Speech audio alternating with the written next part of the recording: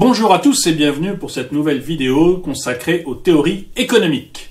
Aujourd'hui, nous allons vous parler de la pyramide de Maslow. La pyramide de Maslow, aussi appelée pyramide des besoins, est une représentation pyramidale de la hiérarchie des besoins, une théorie de la motivation. Cette théorie est réalisée à la suite des observations faites dans les années 1940 par le psychologue Abraham Maslow. On lui attribue la pyramide, mais en fait, il ne l'a pas réalisée. C'est une interprétation tardive de ses travaux. Maslow a mis à jour 5 besoins fondamentaux pour l'homme.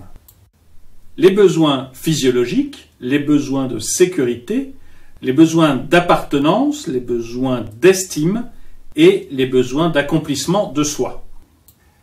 À la base de la pyramide, on retrouve les besoins physiologiques, qui sont des besoins basiques comme la faim, la soif, la respiration, le sommeil ou l'élimination.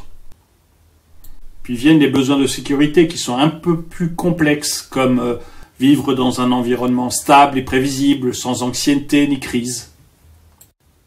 Ensuite, il y a les besoins d'appartenance et d'amour, qui sont en fait des besoins d'affection venant des autres. Puis viennent les besoins d'estime, qui regroupent la confiance en soi, le respect de soi, mais aussi la reconnaissance et puis l'appréciation des autres. Et enfin, tout en haut de la pyramide, vous avez le besoin d'accomplissement de soi, qui est un besoin de se dépasser, de faire mieux, de sortir de soi-même. Pour Maslow, ces besoins sont universels, car une motivation a pour origine des déterminismes tels que la culture, le milieu social ou l'éducation. Ainsi, une personne peut satisfaire son estime de soi en étant reconnue comme un bon sportif par ses pairs, et une autre en possédant du pouvoir.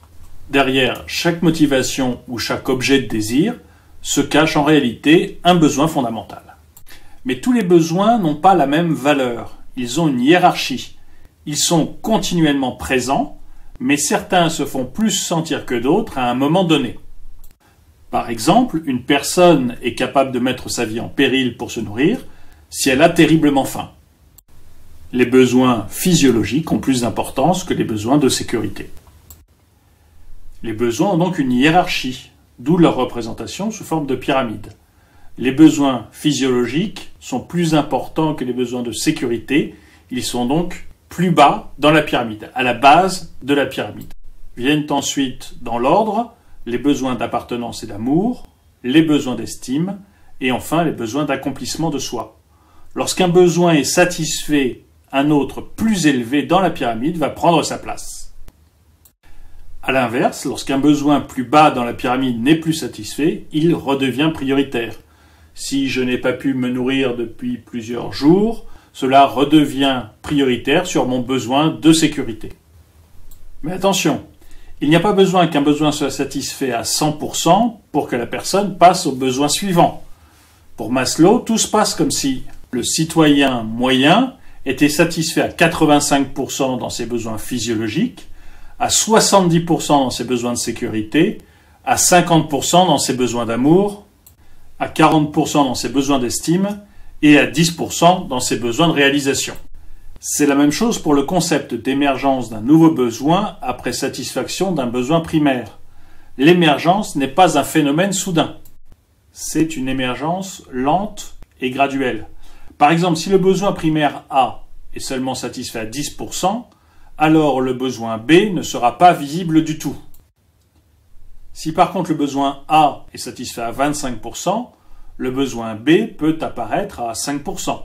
Et si le besoin A est satisfait à 75%, alors le besoin B peut apparaître complètement, et ainsi de suite.